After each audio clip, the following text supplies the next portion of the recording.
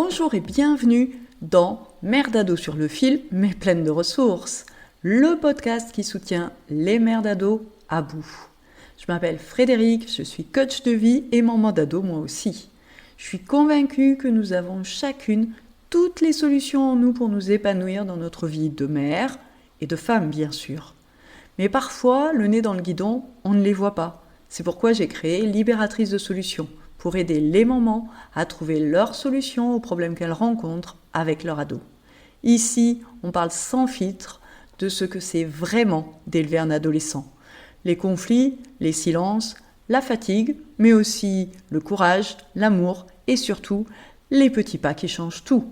Ce podcast, c'est ta bulle de soutien, ton espace pour souffler et réfléchir, pour repartir avec des clés concrètes pour retrouver confiance, lien et équilibre. Alors, prête à embarquer avec moi ? Respire un bon coup et c'est parti ! Est-ce qu'il y a des jours où tu te lèves et t'es finalement déjà fatigué avant même d'avoir ouvert les yeux ?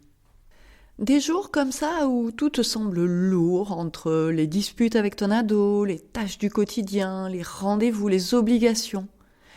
Pour tout te dire, ce matin quand je me suis levée, j'étais dans un de ces jours-là.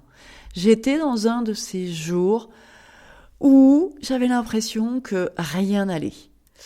Et effectivement, j'ai un problème de voiture qui me mine un petit peu parce que ça a plein de répercussions. Le fait de ne pas avoir de voiture quand tu habites dans un petit village, que tu es censé faire les courses, que tu as des rendez-vous, que tu as des activités aussi, je devais aller au yoga, etc. Sur le coup, je me suis dit, mais c'est pas possible, j'en peux plus, quoi. Et j'ai senti mon énergie comme ça qui redescendait, tombait dans mes chaussettes. Alors évidemment, il y a les événements extérieurs. Tu vois, là, en l'occurrence, j'ai ma voiture qui tombe en panne. C'est un événement extérieur.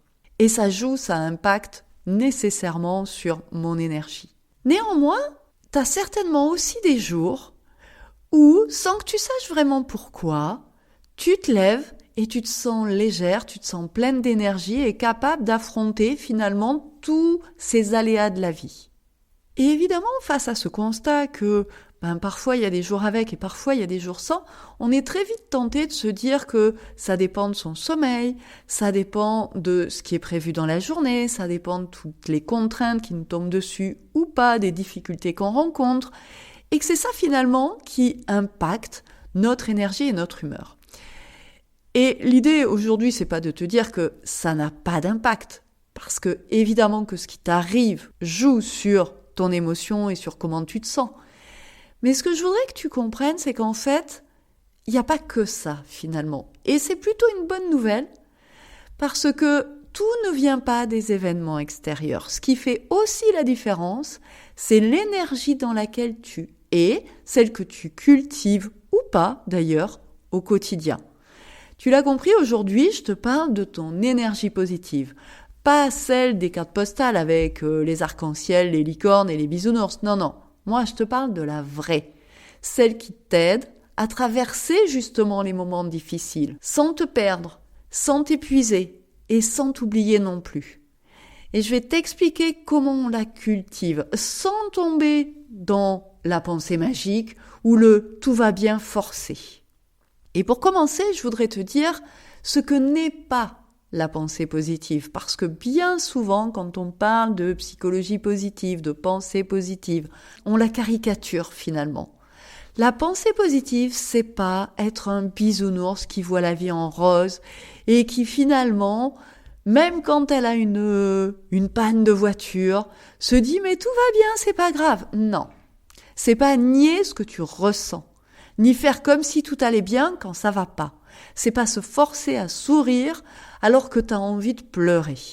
Parce que ça revient à mettre un couvercle sur une casserole qui bout. Et ça va tenir un petit temps, mais au bout d'un moment, l'eau, elle va déborder. Cultiver son énergie positive, c'est d'abord et avant tout accueillir tes émotions. Reconnaître qu'elles sont là et qu'elles sont légitimes. Moi, aujourd'hui, je suis frustrée parce que ma voiture est en panne, je suis en colère parce que le garagiste, au lieu de me fixer un rendez-vous rapidement, sachant que je suis quand même bien embêtée par ce problème de voiture, il me propose un rendez-vous le 20 octobre. Donc c'est loin quand même, très loin moi je trouve. Donc j'ai le droit d'être en colère et j'ai le droit de me sentir frustrée. Donc c'est pas ignorer. Parce que si j'ignore mes émotions, je vais leur donner encore plus de pouvoir, encore plus de force. On a le droit d'être en colère, on a le droit d'être frustré, on a le droit d'être triste, on a le droit d'être découragé.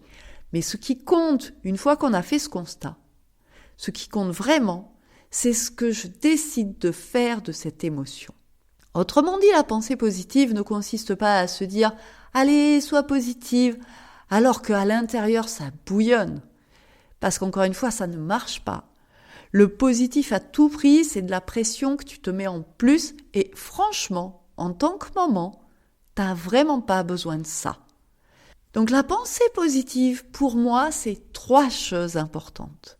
La première, c'est même s'il y a plein de choses qui sont négatives, sur lesquelles on va pas mettre de mouchoir et qu'on va regarder en face, c'est aussi voir le positif, sans nier tout le reste. C'est savoir voir ce qui va bien, même quand tout ne va pas bien. Et il est là finalement le vrai défi, parce que notre cerveau, naturellement, il est programmé pour repérer le danger, pour repérer les problèmes et le négatif. C'est un vieux réflexe de survie. C'est ce qu'on appelle le biais de négativité. Mais aujourd'hui, on n'est plus poursuivi par des tigres en principe. Pourtant, notre cerveau, lui, continue de réagir et de fonctionner comme si chaque contrariété était une vraie menace. Mais la bonne nouvelle, c'est qu'on peut le reprogrammer. Et c'est ce que permet la PNL d'ailleurs. Chaque fois que tu remarques une chose positive, que tu prends le temps d'apprécier un moment simple, tu renforces les connexions neuronales liées au bien-être. Et petit à petit, ton cerveau apprend à revenir naturellement vers le positif.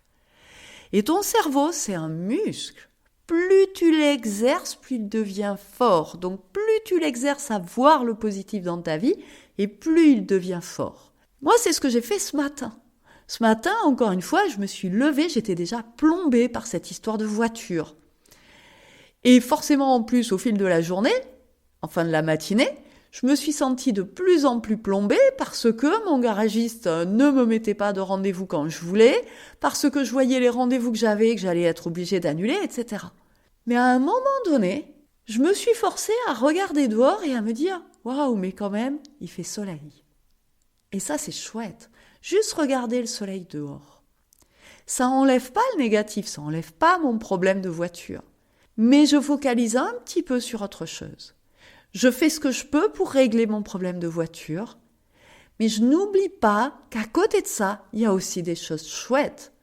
Il y a le fait que je vais aller me promener avec mon chien. Même si j'ai pas de voiture, je peux aller me balader et j'ai des champs autour de moi et je peux le lâcher et je peux lâcher mon mental aussi pendant que je me balade et juste profiter, écouter les petits oiseaux, bref, me laisser aller, tu vois. Et ça, c'est un choix.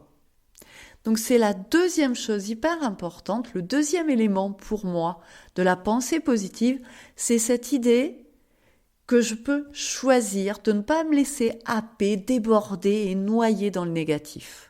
C'est le fait de décider, de ne pas se laisser contaminer par la frustration, la peur, la colère, la tristesse. Je ne nie pas mes émotions, je les accueille, mais je choisis ce que j'en fais.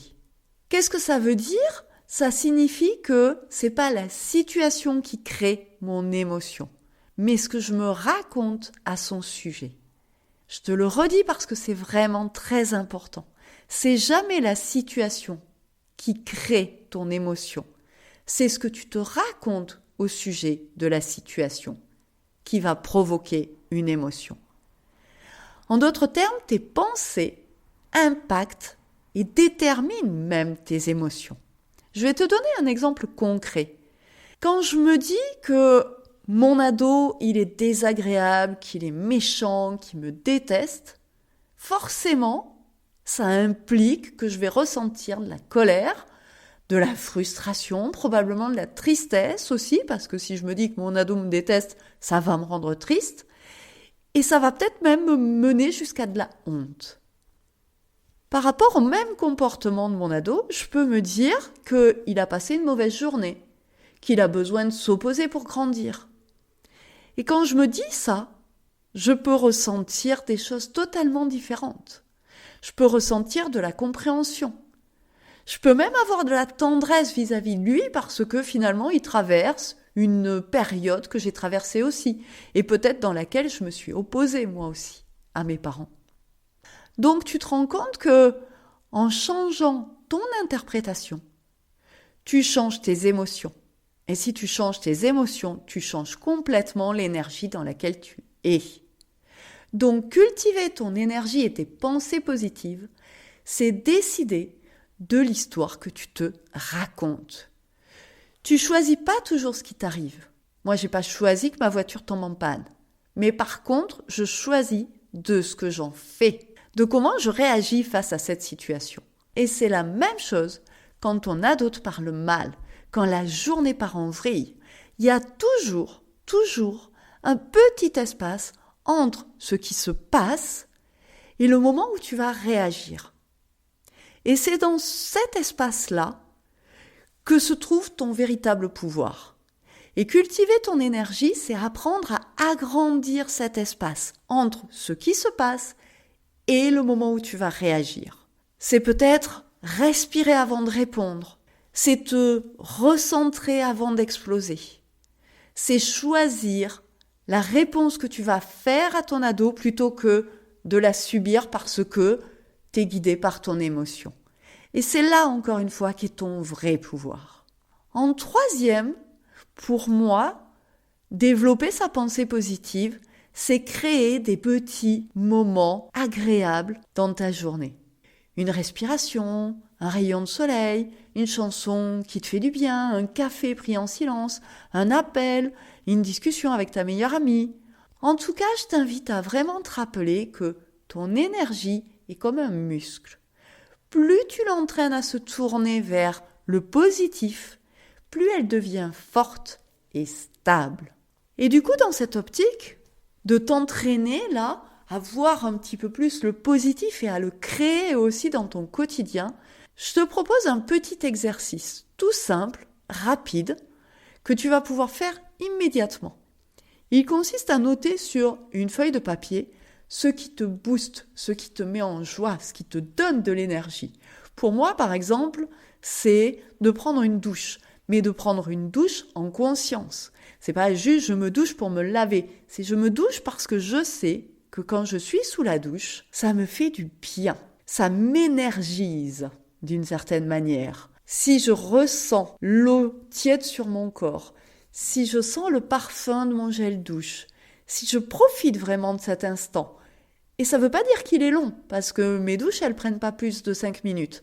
Mais c'est juste, je suis consciente et je profite de toutes les sensations corporelles. Et quand je fais ça, ça me donne la pêche. Ça peut être aussi chanter à tue-tête dans ma cuisine tout en me trémoussant. Ça peut être 5 minutes de méditation. Ça peut être regarder juste mes poules picorer. C'est un truc tout bête, tu vois. Mais quand j'observe mes poules qui grattent le sol et qui picorent, ça me détend. Et ça me met dans un autre état d'esprit. C'est aussi prendre 15 minutes quand j'ai le temps pour faire une tuile de Zentangle. Bref, tu vois, c'est rien d'extraordinaire, rien de compliqué. Mais je sais qu'après ce temps-là, qui est rien que pour moi, je vais me sentir mieux et d'attaque pour ma journée. Et même si ma voiture est en panne. Donc ce que je t'invite à faire, c'est cette liste d'abord, puis chaque matin, de la prendre et de choisir une chose, une seule petite chose qui va te donner de l'énergie. Et tu vas la faire, mais même si c'est 5 minutes, c'est déjà un pas important vers plus de positif dans ta vie. Et un pas après l'autre, tu avances vers une vie plus alignée et plus apaisée. Tu l'as compris, cultiver ton énergie positive, c'est un choix que tu peux faire chaque jour. C'est pas ignorer ce qui est difficile, mais c'est décider de ne pas lui donner tout le pouvoir. Quand tu changes ton énergie, tu changes ton regard. Et quand tu changes ton regard, tu changes ta vie, ta relation avec ton ado, ta relation avec les événements et avec tout ce qui t'entoure. Alors aujourd'hui, pose-toi une seule et simple question. Qu'est-ce que je peux faire maintenant pour nourrir mon énergie positive ? Et puis, si tu veux aller un peu plus loin, prends rendez-vous pour un coaching. Je pourrais t'aider à retrouver ton énergie positive. C'est un moteur puissant qui mérite toute ton attention. Merci d'avoir écouté cet épisode de Mère d'ado sur le fil, mais pleine de ressources. Si cet épisode t'a plu, pense à t'abonner et pourquoi pas le partager avec une maman dont tu sais qu'il lui sera utile.